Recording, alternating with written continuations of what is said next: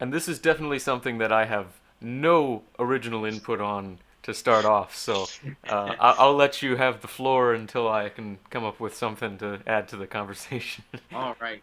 So, and if as I'm going here, because there's a lot to this. So as I'm going, if you see something or have something or whatever, just pause me Yeah, something, wave me down, uh, definitely. and I'll try and see what I can do. So you can see has something to do with blood because we have this picture of hemoglobin. So let me back up a little bit here, and what I'm talking about is a blood disorder known as thalassemia. It is, most everybody's heard of sickle cell anemia at some point, one or another. I'd hope so. But a just equally as common and just as complex disease, although can be just as fatal, if not more, is thalassemia. And what thalassemia is there's actually two subtypes. And actually, before I get ahead of myself here, I'll go back to the hemoglobin picture we have up. And hemoglobin is this component in your blood, and it's a protein component. And what it is responsible for is carrying oxygen, picking it up in your lungs, and bringing it throughout your body so that your body can have oxygen, and then you can do aerobic metabolism. So what happens is the hemoglobin is comprised of four subunits: two alpha chains and two beta chains. And these are located on your chromosomes. The alpha chains on chromosome 16, and there are two different alpha chains, so there are two different alpha chain coding regions on chromosome 16. And then on chromosome 11, you have one copy of the beta chain coding region. So, when you double that, because we have diploid, you would have four copies total of the alpha and two copies total of the beta. What happens with thalassemia is, depending on if you have alpha thalassemia or beta thalassemia, you have completely a defect in producing either the alpha or beta chains. And we'll first talk actually more specifically about the beta thalassemia, as this one is actually much less severe. There are two subtypes within it, major and minor. And of course, as the name would lead on, beta thalassemia minor is the least severe, and if uh, people who suffer from it might have a little bit less beta chain production. They have one defective copy instead of two of the beta chain producing region on their chromosomes. So ultimately, these people will have at the most mild anemia. That's about it. Whereas those with the major form of beta thalassemia will actually end up having an enlarged kidney, spleen, possibly even sometimes, although much less common, an enlarged heart. Though both of these people will live on forever and it'll be relatively normal. I think Um, the Grinch actually had that at the end of the movie. the Grinch. Yes, he did have an enlarged heart. He might have had thalassemia. Yeah. Maybe it wasn't the warmth. No. But so the these people will live basically a relatively normal life. If anything, like I said, they'll have, for the people with the major form, some anemia and some of those enlarged organs, like I said, but not too much of a difficulty, and they'll live a relatively normal, life into their 80s and so on. The more severe form is actually alpha thalassemia. Even though you have more copies, it does not mean that it is actually less important. Because with the alpha thalassemia, actually, there are two subtypes there, and there is no hemoglobin that the human body can produce that does not have the alpha chains, at least that we know. So without the alpha chains, you basically can't really carry oxygen whatsoever to your body. So with the alpha subtypes, there are two subtypes as well: hydrops fetalis and hemoglobin H disease. The less severe of which is hemoglobin H disease. You have only two proper functioning copies of your alpha chain producing regions on your chromosomes, and you ultimately will end up with an enlarged spleen, kidney, liver. You'll need blood transfusions, jaundice. There's a potential for iron overload because of all your um, blood transfusions that you're receiving. And most of the people who suffer from this normally die before they are 20 or in their early Mm. 20s at the least. And now moving to the hydrops fatalis, actually, these people you will actually probably most likely never see meet because they will either not be born or be stillborn. And if they are born, they normally, if I recall, die within their first 2 years of life. But moving on from this morbid death, what I'm specifically actually wanted to talk about is treatment. And there's actually this past year in April, a new treatment was developed, and that was actually developing a current development on a current treatment. So currently, there's two treatments for thalassemia. The first of which is kind of a band-aid in terms of solutions. Um, and what they do is they give you blood transfusions every 2 to 3 months to replenish the blood supply that you're losing, and they're giving you proper blood supply that is actually has proper functioning hemoglobin, so you get oxygen and you don't suffer as much. Excuse me. And the reason they have to do it as every 2 to 3 months is because your body recycles your red blood cells every about 90 to 120 days at the longest. The other form, which is much been the trouble here, and now they've developed a newer technique with it, is if you want to move to the third image, Oh yeah. um, the new therapy is a development.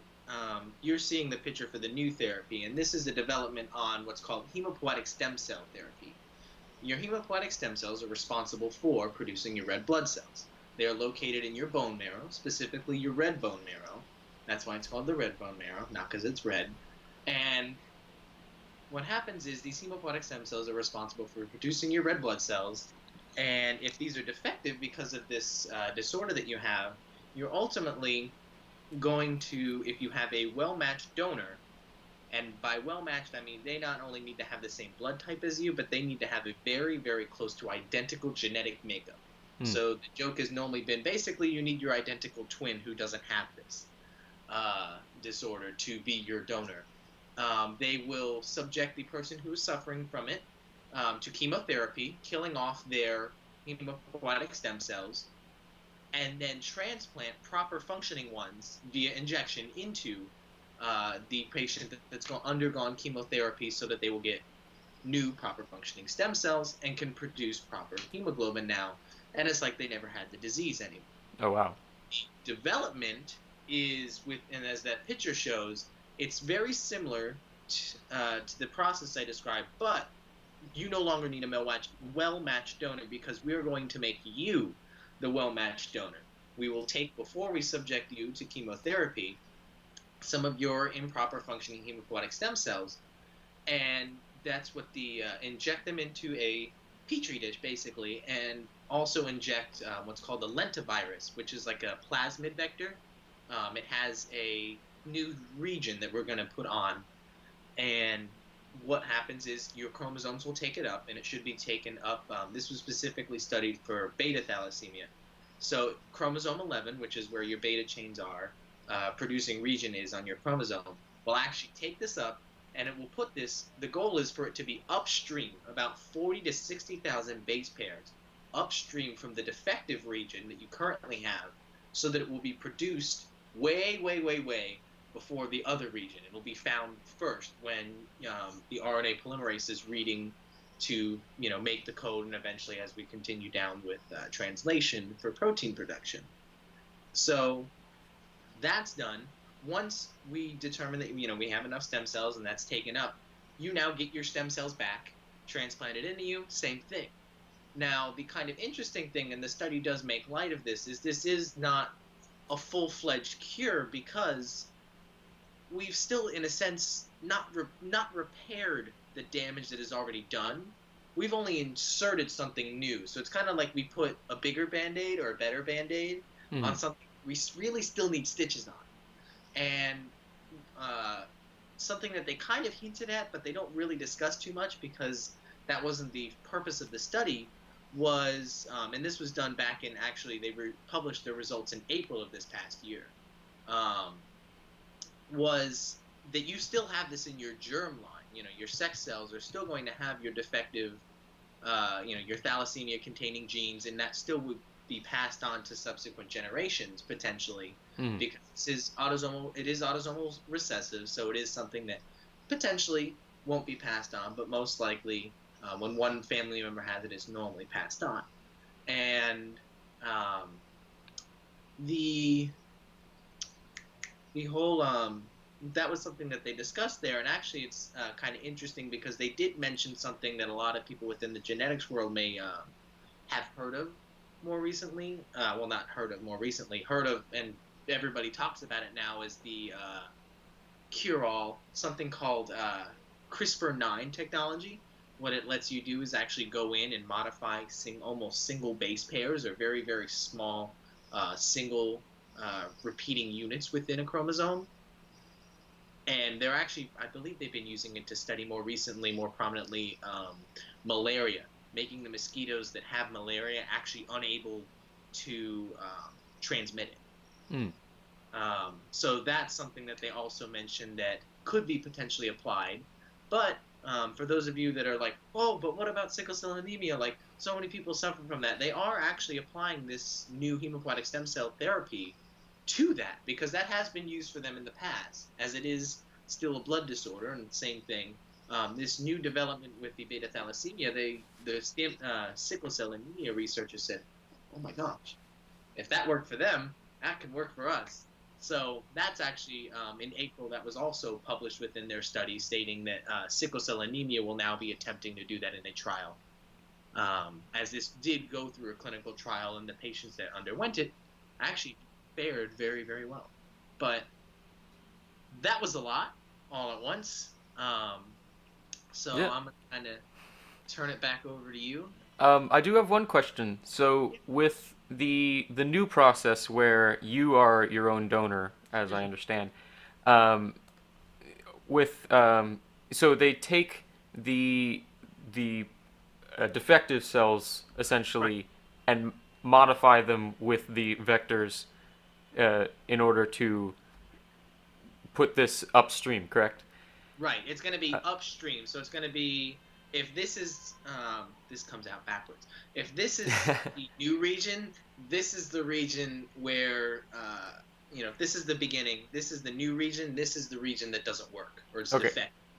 So what I want to ask is, in the original process where you would have this ideal donor that Mhm. has working cells but is very close to you, they used chemotherapy to remove all of your cells that were defective, Right. and then replace them with the working cells. In this situation, since they're needing some of your cells to replace them, are they still removing the rest of them and then like building up enough donor in order to replace them, or is it something where the old ones are still there, they've just added some of the new ones so that it kind of beats out? So just so I understand your question, what you're saying is, for the person who's getting the treatment, Yes. um, you're asking if not all of like their defective ones are gone, how this affects it? Like it's not going to kill them all off? Well, because what I'm saying is, are they still doing the chemotherapy in between while they have the defective ones in the lab before they put them back in? Yes. Okay. So they're going to, once you have a well-matched donor, that's when you'll undergo the chemotherapy to kill off everything. And to my knowledge, they'll actually do a test to make sure before they do it, Mm. to make sure that they're not going to transplant them in, and you're still going to have defective. There still is, um, you're not going to 100% get rid of them. Of course, yeah. And the goal is, I don't know what the exact percent is, and I don't want to throw a number out there because I know it'll Mm. come back to bite me eventually. So if I had to guess, like, let's say, the goal is 75% need to be gone, so that when we transplant it, that is the majority. Mm. And that is from what I understand, the goal is there. Yeah, so And then that process doesn't change when you yourself are the donor, right, it's exact. The because only difference is they're going to remove your defective cells first and get them to be properly functioning while you're undergoing the chemotherapy. okay, yeah, that's what I wanted to make sure because I wasn't sure if they were just kind of like throwing a blanket over the bad cells with some Okay. good cells in this case, since they need your bad cells in order to make the good cells. Right. But so yeah, that clears it up for me. Okay. Yeah, is there any final message, or do you want to just move on to the next section? I can't really think anything else I have to add there. So Okay. I'm